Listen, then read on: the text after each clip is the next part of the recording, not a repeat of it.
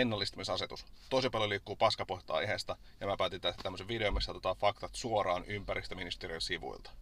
Ensimmäinen paskapohja, mitä tulee vastaan, ennallistamisasetus maksaa yli 700 miljoonaa ja se kaikki on pois jostain muualta. No ei. Suomi on päättänyt pitää huolta vesistöistä niin, että tulevaisuudessa meidän ei tarvitse uida missään siniläpuurossa, ja nämä toimet maksaa jo valmiiksi 570 miljoonaa. Sanan tarkasti ministeriön teksti kuuluu näin.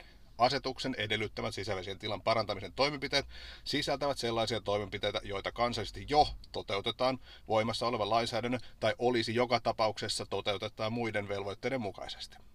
Näin. Toinen paskapuhe. Suomi maksaa suhteessa eniten. No kustannukset käsiteltiin jo, mutta minkä takia Suomi kantaa isompaa vastuuta prosentuaalisesti kuin muut maat?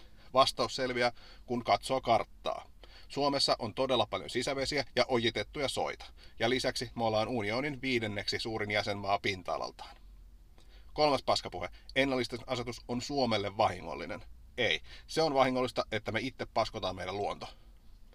Ennallistamisasetus on hyvä diili siinä mielessä, että kuten nähtiin äsken, se ei maksa paljon meille ja sen hyöty jää puhtaasti Suomeen. Meille kaikille on hyötyä siitä, että Suomessa on monimuotoinen luonto vielä tämän vuosisadan lopulla.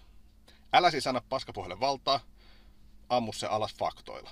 Nämä faktat sä pystyt itse tarkistamaan ympäristöministeriön sivuilta. Toivottavasti tykkäsit videosta.